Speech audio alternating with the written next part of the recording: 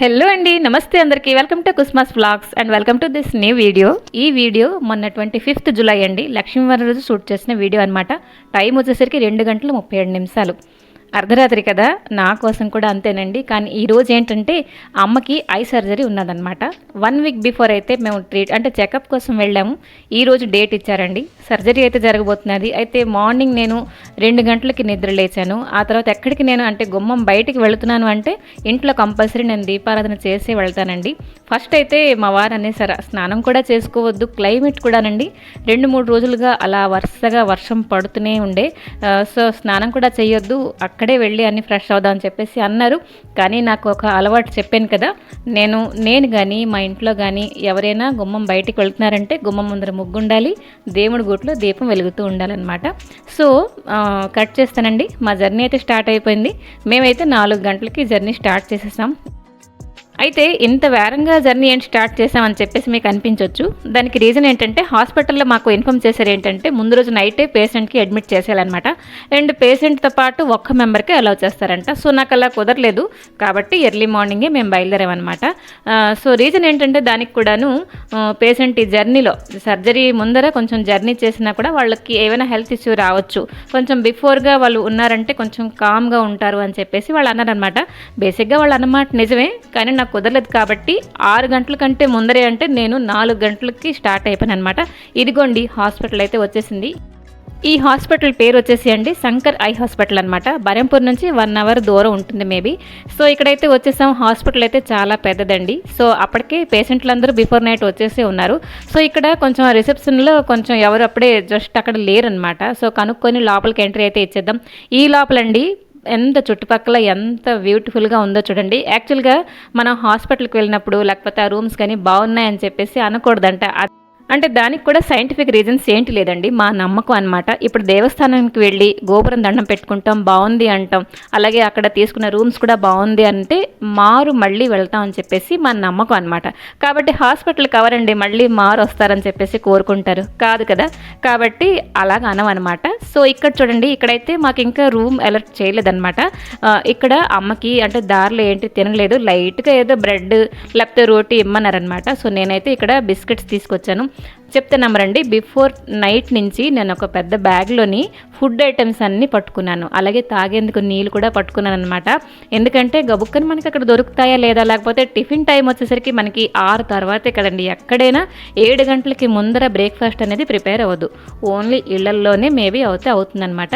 So ఇక్కడ అమ్మకి కొంచెం ప్రశాంతంగా ఉండడానికి తనకేవో లేనిపోని జోక్స్ అవన్నీ వేస్తూ తను హ్యాపీగా ఉండాలని చెప్పేసి నేనైతే నా ప్రయత్నం నేను చేసుకుంటున్నాను.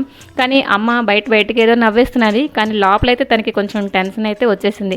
ఎవరికైనా వచ్చేస్తుంది కదండి, ఏదో సర్జరీ అంటే ఇంతకు ముందర మనం చేసి ఉన్నామా ఏంటా కాదు కదా, కాబట్టి ఏంటి ఇంజెక్షన్ కానీ ఆ లోపల ఏంటి పెయిన్ ఉంటుందా, ఇవన్నీ కూడా తనకి మైండ్లో అయితే వచ్చేస్తున్నాయి. ఎగ్జాక్ట్గా నాకు వస్తున్నాయండి. కానీ నేనైతే ఇదిగో నటిస్తున్నాను, తను కూడా అదే నటిస్తున్నది అనమాట. అలాగ రాను వర్షం కూడా ముంచుకొచ్చిందండి.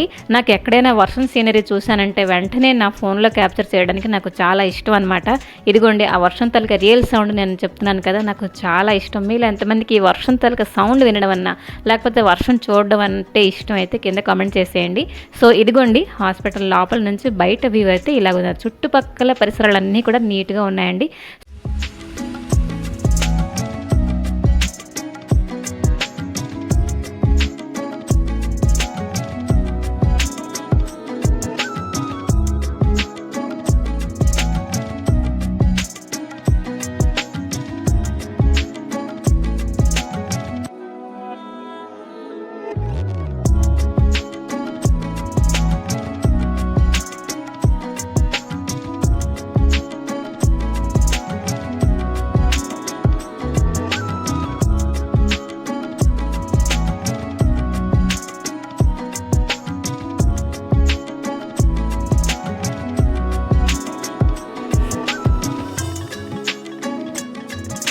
సో ఇక్కడైతే మాకు రూమ్ దొరికేసింది. ఇదేంటంటే ఏసీ రూమ్లు 1200 అంట, అండ్ నాన్ ఏసీ రూమ్లో వచ్చేసరికి 600 అండి. మెయిన్గా ఏంటంటే పేషెంట్కి ఏసీలో ఉంచరంట, ఏమైనా జలుబులు ఇవన్నీ రావచ్చు అని చెప్పేసి. కాబట్టి మనకి ఎలాగో ఏసీ అమ్మకి ఇవ్వరు కాబట్టి నాన్ ఏసీ రూమే తీసుకున్నాం. ఇదిగోండి సింగిల్ బెడ్లు అయితే ఇలా 2 ఇచ్చారనమాట. 2 చైర్లు కూడా ఇచ్చారు అండ్ బాత్రూమ్ కూడా నీట్గానే ఉంది. ఇంకా మేము రూమ్కి ఎంట్రీ ఇచ్చే లోపల వాళ్ళంతా ఒకసారి క్లీన్ చేసేసి ఇచ్చారనమాట. అండ్ చెప్పాను కదా వర్షం అలా పడుతూనే ఉంది కాబట్టి మనకి ఏసీ కూడా అక్కర్లేదు, చాలా చల్లగా ఉన్నది. ఇదిగోండి అమ్మ టర్న్ అయితే వచ్చేసింది, పేరు పెట్టి పిలిచేశారు. ఇప్పుడు టైం వచ్చేసరికి 8:30 అవుతుందన్నమాట. ఒక ట్రిప్కి ఒక 4గురికో 5గురికో ఇలా పిలుస్తున్నారండి. అండ్ ఎటువైపు అయితే వాళ్ళకి సర్జరీ అవుతుందో అటువైపు ఒక తెల్లటి స్టిక్కర్ అయితే పెడుతున్నారనమాట. సో ఆ లోపల అంతవరకే నాకైతే అలౌ చేశారనమాట. ఆ తర్వాత మరి కొంచెం అమ్మతో ఉంటానంటే వాళ్ళైతే ఒప్పుకోలేదు, వాళ్ళకి రూల్స్ కూడా ఒప్పుకో అని చెప్పేసి. సో ఇక్కడైతే మేము క్యాంటీన్కి వచ్చామండి. చుట్టుపక్కల ఒక్క హోటల్ కూడా లేదు.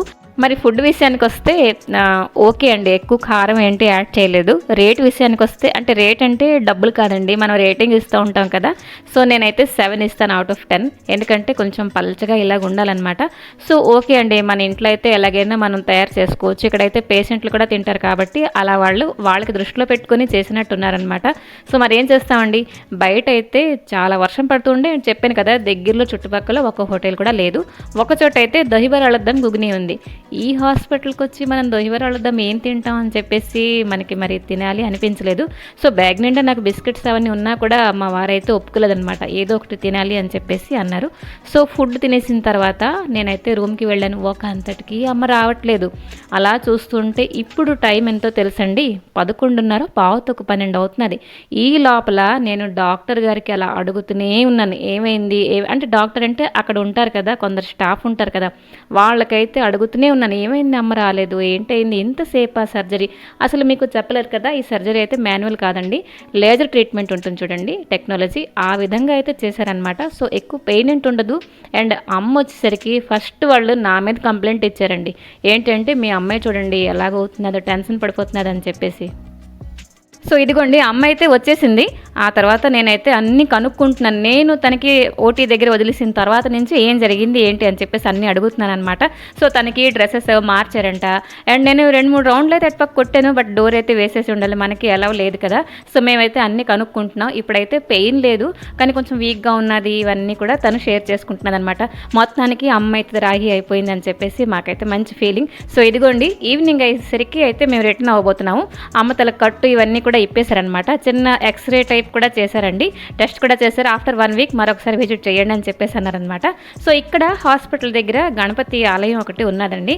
సో అది ఏంటి చాలా నీట్గా ఉన్నది కదా. మరి ఎక్కడికి వచ్చినా ఒక గుడి ఉన్నది అంటే నేను తప్పకుండా దర్శనం చేసుకుని వెళ్తాను. సో శుభ్రంగా దండం పెట్టుకున్నాను.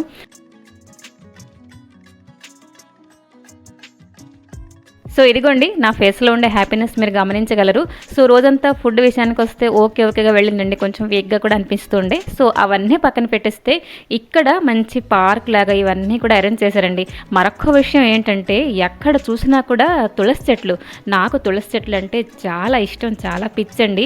అయితే నా వెనకాతల మా అమ్మాయి తిరుగుతున్నది, ఎక్కడ నేను దొంగలాడేస్తానా మరి ఆగలేకపోతున్నానండి. అన్ని చెట్లు ఉన్నాయన్నమాట. ఎంత చక్కగా వాళ్ళు కేర్ తీసుకున్నారంటే. సో ఇక్కడ పార్క్ లాగా ఇవన్నీ కొంచెం అలా చుట్టుపక్కల తిరిగాం అనమాట. సో మా వెహికల్ వచ్చేసరికి కొంచెం టైం పట్టింది, ఒక 1/2 గంట పట్టిందనమాట. సో ఈ లోపల మరి ఎందుకు మనం ఆగుతాం, చుట్టుపక్కల ఒక రౌండ్ అయితే వేసేసాం. కానీ నా దృష్టి అంతా కూడా తులసం చెట్టు మీదే ఉన్నదండి. చెప్పడానికి వెళ్తే మా ఇంట్లో తులసం చెట్టు పూజ చేసుకునేది నిద్రపోయిందనమాట. సో ఈ శ్రావణ మాసంలో కొత్తగా నేను పూజ చేసుకోవడానికి యాడ్ చేసుకుంటానని చెప్పేసి ఉన్నది కాబట్టి ఎక్కడ నేను దొంగలాడేస్తానే అని చెప్పేసి మా వాళ్ళ దృష్టి అంతా నా మీదే. సో లాక్కొని అయితే నాకు వచ్చేసారు.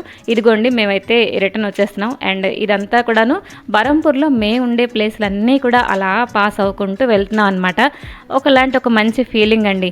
ఇక్కడ ఇదిగోండి రావలింగేశ్వర్ అంటే చెరువు అనమాట. ఇదంతా కూడాను మేము ఉండేటప్పుడు అండి ఈ కట్లు ఏంటి లేవు, నార్మల్ ఒక చెరువు. ఆ చెరువు అంతా కూడాను డంప్ యార్డ్ అని చెప్పొచ్చు అనమాట. అండ్ ఇక్కడైతే ఇలా కట్టేశారు. సో మనకి ఒక మంచి ఫీల్ వస్తుంది కదా, అరే మనం ఉన్నప్పుడు ఇలాగుండే ఇప్పుడు ఇలా చేంజెస్ అయ్యి వచ్చేసాయి అని చెప్పేసి.